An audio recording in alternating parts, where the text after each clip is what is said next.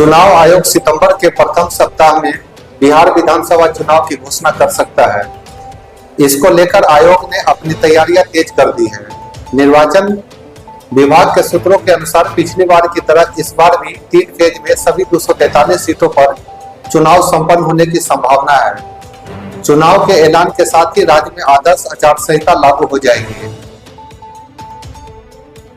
पिछली बार कोरोना महामारी के असर के कारण 25 सितंबर 2020 को चुनाव की घोषणा की गई थी, जबकि 2015 में विधानसभा चुनाव की घोषणा 9 सितंबर को हुई थी। वर्तमान में राज्य में स्थिति सामान्य है। ऐसे में आयोग तय समय पर चुनाव की घोषणा करने की तैयारी में जुटा है। मालूम हो कि 2020 में बिहार विधानसभा का कार्यकाल 29 नवंबर को समाप्त हो रहा था, जबकि वर्तमान विधानसभा का कार्यकाल 22 नवंबर तक है। इसलिए भी चुनाव की घोषणा पहले की जा सकती है। वक्फ कानून की परीक्षा पास करते ही मोदी सरकार अब एक देश एक चुनाव के साथ अगले एजेंडे में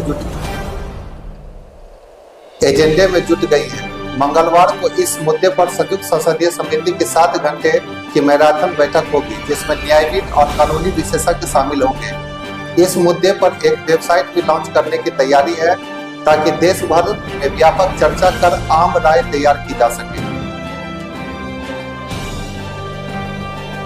आरजेडी विधायक और बिहार सरकार के पूर्व शिक्षा मंत्री चंद्रशेखर के विवादित बयान पर सियासी पारा हाई है।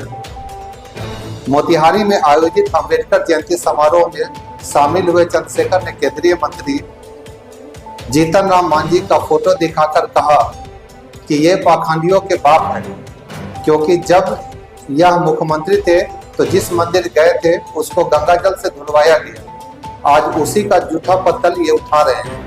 चंद्रशेखर ने आगे कहा कि इसलिए कहा जाता है कि जो कौम अपने पुरखों का इतिहास न जानता हो, पुरखों का अपमान का बदला नहीं ले सकता। इसलिए ये कम है हम अपने बच्चों को समझाएं कि तुम्हारे पुरखे आज भी अपमानित हैं। चंद्रशेखर के इस बयान पर हिंदुस्तानी आवाम मोर्चा हम की ओर से भी प्रतिक्रिया सामने आई है। हम प्रवक्ता श्याम सुंदर ने कहा कि चंद्रशेखर रामचरितमानस का पाठ करते करते तो आउट हो गए। इनकी मानसिक स्थिति को हम समझते हैं।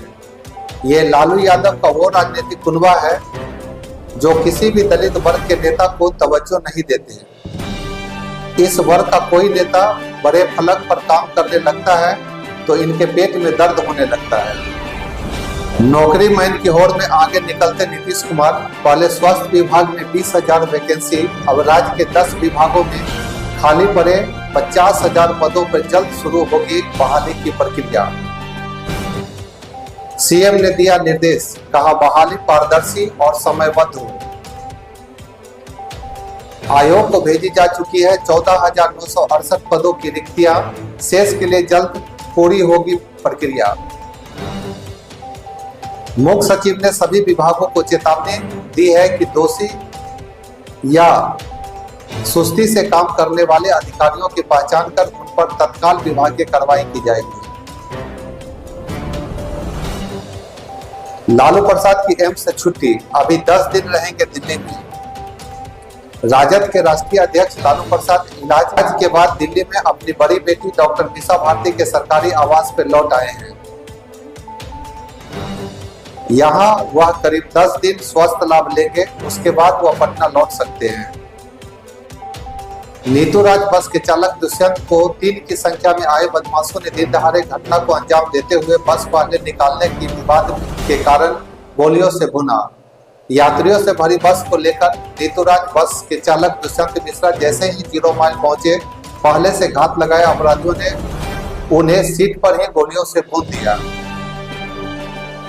ड्राइवर को एनएमसीएच ले जाया गया, जहां डॉक्टरों ने उन्हें मृत घोषित कर दिया।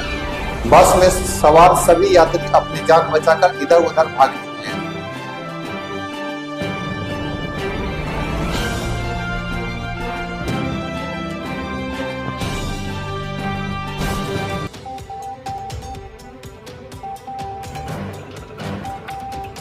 हम लोग गाड़ी के पास से हम सामान इधर तो अचानक फायरिंग हुआ तो हम लोग भाग गए थे बस।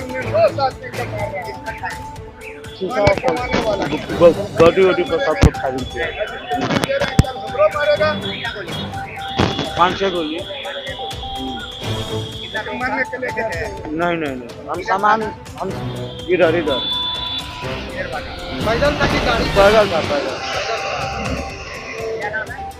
हमारा अब भी तेज